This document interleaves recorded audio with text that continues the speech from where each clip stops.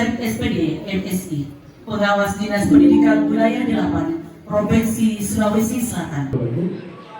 Ketika kita mau mengajar, dan yang ada di pikiran kita adalah bagaimana menyampaikan materi atau isi materi atau kurikulum. Dengan yang kedua, bagaimana menghadapi siswa. Siswa itu memiliki keunikan masing-masing. Siswa itu tidak sama kesiapan belajarnya. Siswa juga itu memiliki profil belajar yang tidak sama. Ini berbicara tentang profil belajar siswa. Nah, karena itu Bapak Ibu sebelum masuk di kelas, maunya Bapak Ibu sudah harus tahu siapa sih yang kita mau didik, siapa sih yang kita mau ajar. Nah, untuk itu, untuk mengetahui kebutuhan belajar anak, Tidak semua siswa kita di kelas itu kemampuannya sama. Diharapkan di kurikulum Merdeka memberikan pembelajaran yang berpusat pada anak. disinilah dituntut bagaimana seorang guru mengambil keputusan yang masuk akal dalam artian bagaimana ya supaya ini tersampaikan, anak-anak juga memahami yang tujuan pembelajaran, ya bagaimana merespon itu semua. Bukan hanya untuk siswa yang pintar saja, bukan hanya untuk siswa yang kurang saja atau siswa yang pokoknya untuk semua. Jadi pembelajaran berdifferensiasi juga itu adalah untuk mendukung berkembangnya potensi semua anak. Untuk itu, Bapak Ibu, yang paling pertama dan utama perlu diketahui oleh Bapak Ibu adalah mengidentifikasi kebutuhan belajar anak.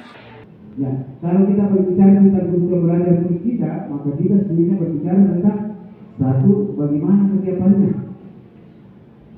Apanya? Kesiapan apanya? Ini tadi di kelas ini, bagaimana kesiapan belajar mereka? Oh, di kelas ini ada siswa sebagian besar siswa pemahaman awalnya 50%. Pahami semua anak. Inilah yang kemudian orang mengatakan asesmen. Meskipun kita belum implementasikan kurikulum mereka, tetapi prinsip-prinsipnya sekali lagi sudah harus dilaksanakan, diterapkan. Kita tinggal memfasilitasi apa-apa kebutuhan belajarnya anak, karena setiap anak itu berbeda-beda, unik. Dan di kurikulum merdeka itu pembelajaran berpusat pada anak. Kalau berpusat pada anak, berarti setiap yang beragam ini berbeda-beda, ini harus dilayani. Kita sudah melaksanakan pembelajaran kurikulum merdeka selama 1 tahun ya. Jalur mandiri berubah ya, berbagi. Berubah. Kalau mandiri berubah, maka dia harus tahu, Bapak Ibu harus tahu tentang PNM. Tahukah Bapak Ibu PNM? Platform Merdeka Mengajar. Salah satu cara untuk meningkatkan kompetensi guru, ini kan banyak cara Pak untuk meningkatkan kompetensi guru. Ada IHT, melalui IHT, ada Kombel juga ini.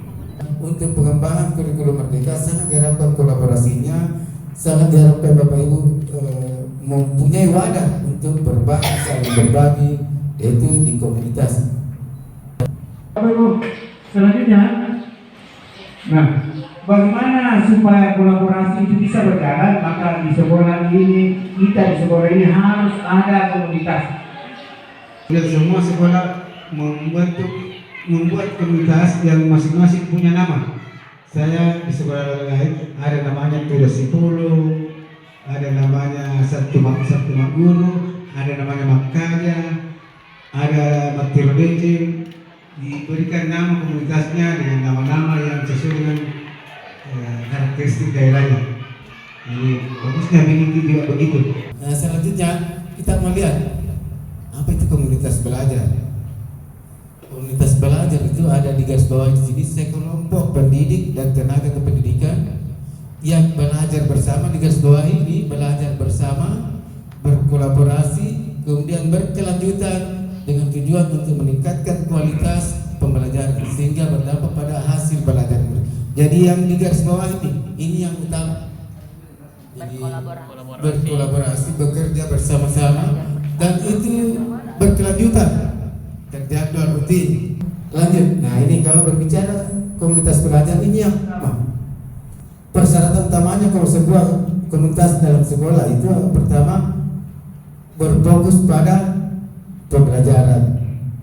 Yang kedua membudayakan kolaborasi, dan yang ketiga berorientasi pada hasil.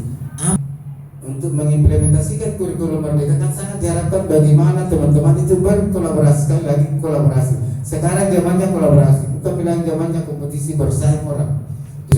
Masih ya itu paradigma lama. Di paradigma baru tugasnya guru menciptakan suasana pembelajaran yang membuat anak itu belajar sesuai dengan konteksnya dan mampu mengatasi masalahnya. Pembelajaran paradigma baru itu ini pembelajaran yang berorientasi pada penguatan kompetensi.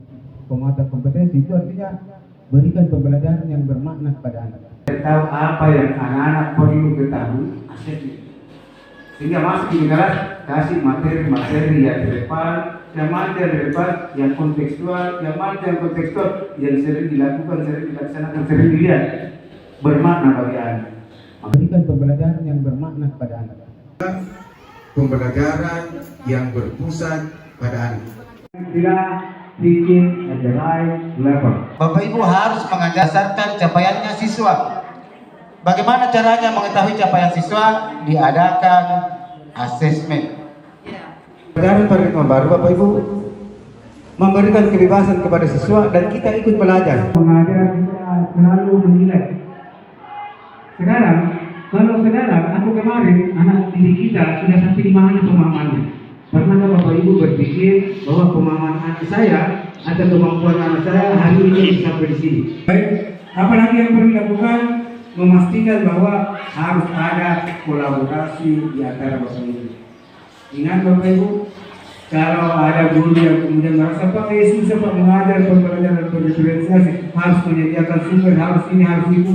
Sesungguhnya dan mudah-mudahan kita di SMA Negeri 7 Pindrang ini bisa betul-betul mengimplementasikan bagaimana pembelajaran berdiferensiasi itu di sekolah kita, bagaimana guru melaksanakan.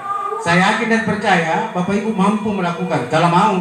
Ingat Bapak Ibu, di mana ada kemauan, di situ ada jalannya. Saya berteriak-teriak begini, kemauan dari dalam susah juga. Karena itu harus datangnya dari dalam, bahwa layak kebutuhan belajar anak sesuai guru fasilitasi. Demikian dari saya Bapak Ibu, terima kasih atas pertanyaan. Assalamualaikum warahmatullahi wabarakatuh.